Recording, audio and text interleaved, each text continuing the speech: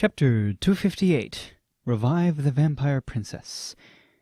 That's good enough for the Divine Word Religion. I'll go visit them again after a break of several days, and then I only need to hear their answer.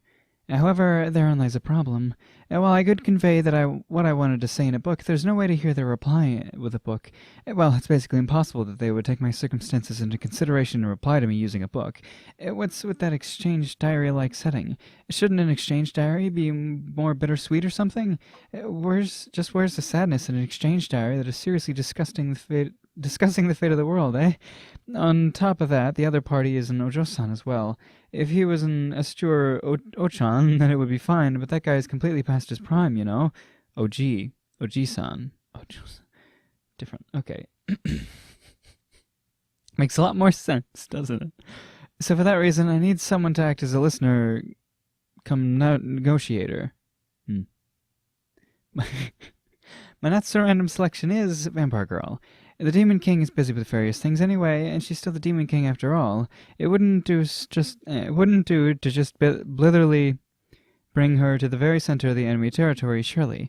The Divine Word Religion is like the pillar of the human society, after all. I have various other reasons other than a process of elimination to bring Vampire Girl along. If I say I have them, I do. It's not like I have no acquaintances to bring along other than the Vampire Girl, okay?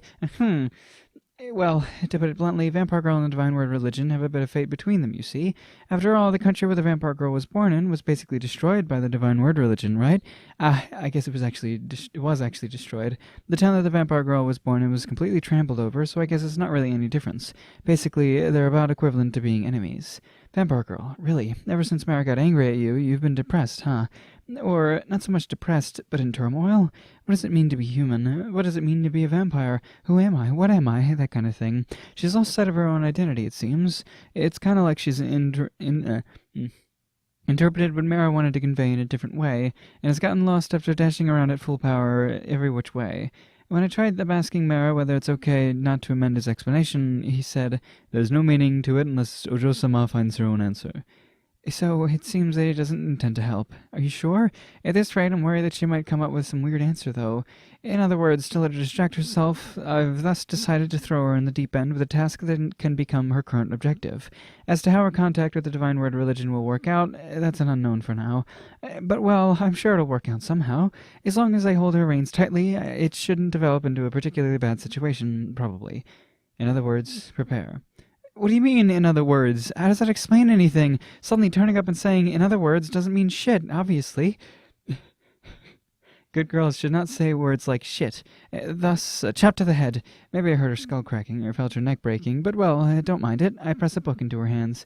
This particular book is quite thick. It's about the time that the Vampire Girl has to learn important matters about, such as the composition of the world, about the system, and about what we're about to do next. In the first place, if she doesn't know about such things, then she won't be able to talk with the Divine Word Religion's Pope-san anyway. Vampire Girl also more or less has taboo, so it's fine if she maxes that. And I could have her deliberately use her skill points to do that as well. Before such an important announcement, her worries over her identity should be blown away. I'll have you forget all of your little worries. Come now, you shall tremble in fear before the truth of the world. Oh, haven't I just increased her worries? Yep, it's all good. Vampire Girl is a fine adult. I'm sure she'll manage one way or another by herself, you know. Now then, that's enough about the Vampire Girl. Maybe it's bad, but whatever. I can leave the rest to Mara, her guardian. I guess I'll check on Oni-kun as well. Check out Oni-kun. Thus I've come to Oni-kun's place. I've walked, for once. Normally I just teleport, though. Well, we're living in the same mansion after all, so the distance isn't far enough to be worth teleporting. Shiro-san, welcome. Shiro-san, right. Oni-kun greets me with a gentle smile. You'd never think he'd be Wrath. I wonder how he actually came to hold Wrath. What brings you here today? Heresy resistance. Yeah, it's finally risen as far as Greater Heresy Resistance Level 5. It seems that Nullity will take a bit more time, but things should already have improved quite a lot since previously. That's going well. I don't get tired having a conversation with Oni-kun. From just a single word, he can guess what I'm trying to say. I guess this is what's meant by being able to read the mood. Status. Yeah. Aha. That's almost returned to normal as well. About 90%, I guess. I think that'll become fully recovered in a short while. It can't be helped if they occasionally misinterprets things or misses things. Not being able to talk is painful. I don't think I'll be able to improve, though. After all, getting in contact with others is such a pain. Onikun's physical condition is still recovering, and yet he hasn't activated Wrath either. At this rate, I guess it's just a matter of time until he learns Heresy Nullity. In that case, Onikun will no longer lose his way due to Wrath anymore, probably. If that happens, then Onikun will be able to determine how he wants to proceed from now on by his own will. I hand Onikun a book. It has the same contents as the book I gave to the vampire girl just now. Today's book is a bit thicker, huh? Read it, then do what you want.